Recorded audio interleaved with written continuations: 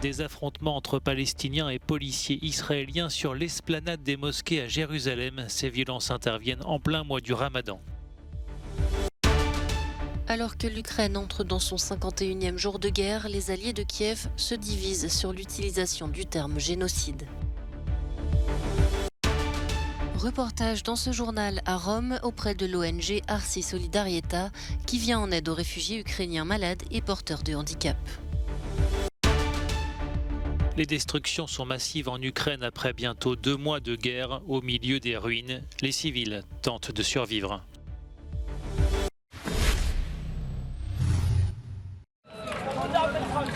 Des affrontements entre Palestiniens et soldats israéliens ont éclaté ce vendredi sur l'esplanade des mosquées à Jérusalem, faisant une 60aine de blessés selon des sources médicales.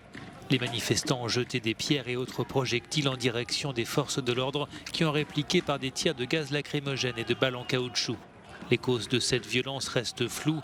La police israélienne a fait état d'une procession à l'aube amorcée par des dizaines d'émeutiers masqués qui ont jeté des pierres en direction du mur des Lamentations, un haut lieu de prière pour les Juifs. Ces violences surviennent en plein mois du Ramadan, dans un contexte de regain de tension en Israël après plusieurs attaques meurtrières.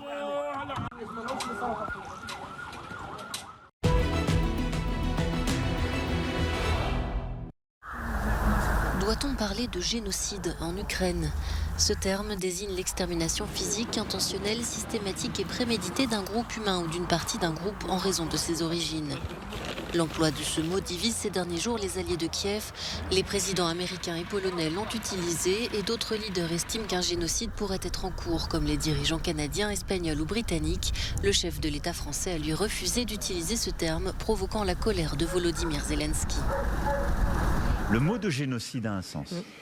Et le mot de génocide, aujourd'hui, doit être qualifié par des juristes, pas par des politiques.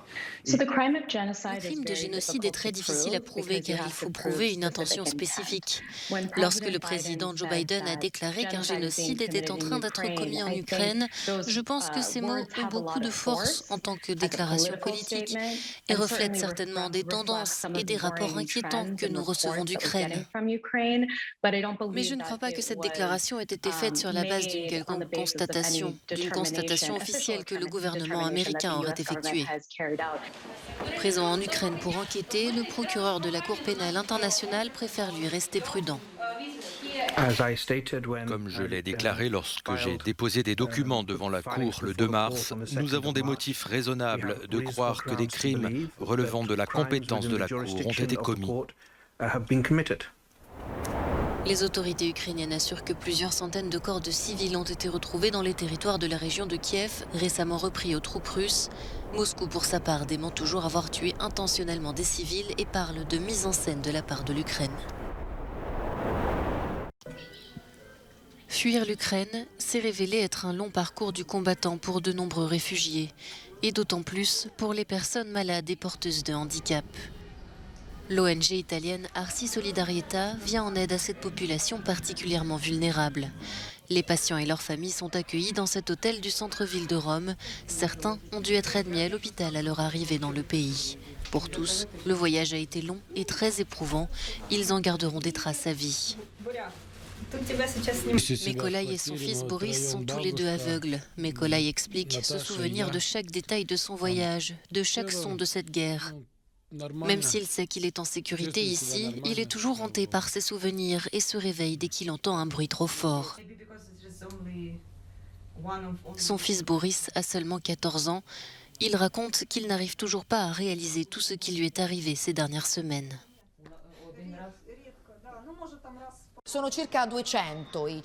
Environ 200 ressortissants ukrainiens séjournent actuellement dans cet hôtel du centre de Rome. La plupart d'entre eux viennent du sud-est de l'Ukraine, la partie la plus touchée par les forces russes. Ils nous ont dit qu'ils se sentaient chanceux, car ils ont réussi à fuir juste à temps avant que les forces russes n'intensifient leurs attaques militaires dans cette partie du pays. Ils nous ont également raconté qu'ils avaient tous des amis, des voisins ou d'autres connaissances qui sont restés bloqués sur place parce qu'ils n'ont pas pu s'échapper. Beaucoup de ces réfugiés ont demandé un soutien psychologique, comme Margarita. Avec son fils handicapé Maxime et la femme de celui-ci, Anna, elle a réussi à quitter le Donbass. Elle raconte que lorsqu'ils ont entendu le bruit des bombardements à proximité, elles ont transporté Maxime et l'ont emmené sous terre. Margarita nous montre des photos de ce qui restait de leur immeuble quand ils sont partis. Cette famille a passé 2 semaines dans un abri, sans électricité, sans nourriture et sans eau. L'équipe d'Arsi Solidarietà travaille sans relâche pour mettre d'autres familles en sécurité. Aider les réfugiés à s'intégrer dans la société italienne est la seconde priorité de l'ONG, mais cela n'est pas toujours facile. Ces réfugiés pensent que l'Italie est un lieu transitoire et ils ne ressentent pas le besoin de s'engager dans la communauté locale. Ils n'ont pas non plus le sentiment d'être inclus ou d'apprendre à connaître le pays.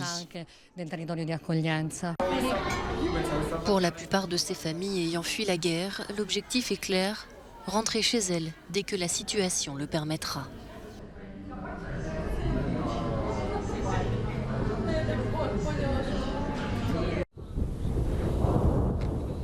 Après bientôt 2 mois de guerre en Ukraine, le centre historique de Mariupol est fantomatique, défiguré.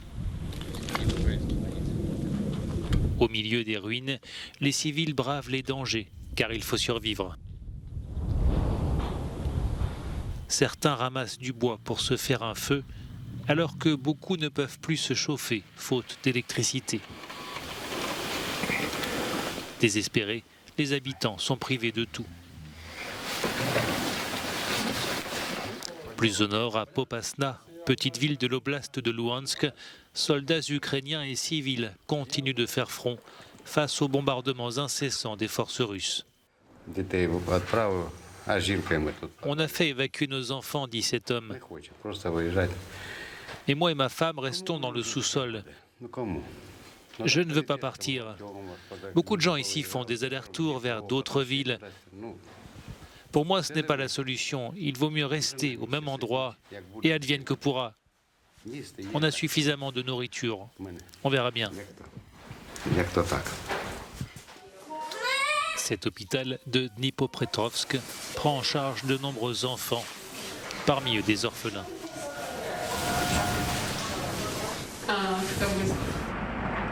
Au nord de l'Ukraine, près de la frontière bélarusse, la ville de Tcherniv respire depuis que les forces russes se sont retirées. Ici, une grande partie des infrastructures ont été endommagées par les combats. Nettoyer les villes et aussi les champs pour débusquer les dangers. Ici, les militaires ukrainiens recherchent les mines qui jonchent le sol afin de les neutraliser.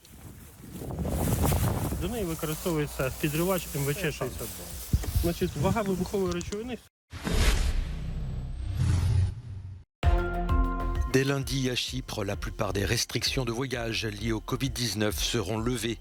Les voyageurs vaccinés n'auront plus l'obligation de remplir un formulaire de localisation des passagers.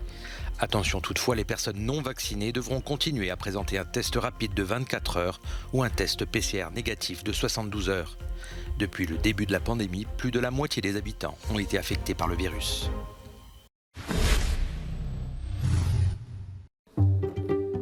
Le musée d'Orsay à Paris propose une rétrospective événement sur Antonio Gaudí, l'architecte catalan de génie, connu dans le monde entier pour sa cathédrale, la Sagrada Familia, et qui a transformé le visage de Barcelone au 19e et au début du 20e siècle.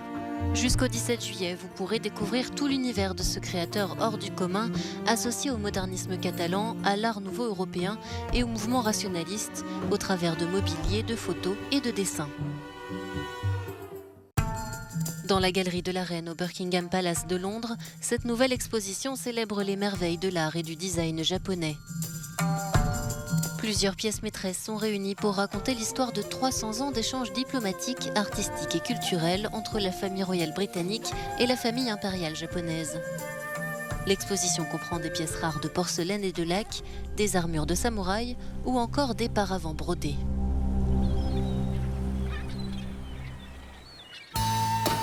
Jusqu'au mois de juin, découvrez enfin Enjoy, la collection qui présente le meilleur des dons et des achats réalisés ces 10 dernières années par le MUMOC, le musée d'art moderne de Vienne. Cette exposition exceptionnelle occupe la majeure partie du musée. Les pièces sont classées par ordre chronologique allant du modernisme classique à l'art contemporain. 20 ans après l'ouverture du MUMOC dans la capitale autrichienne, cette exposition est à la fois une enquête sur le passé et un aperçu de l'avenir du musée.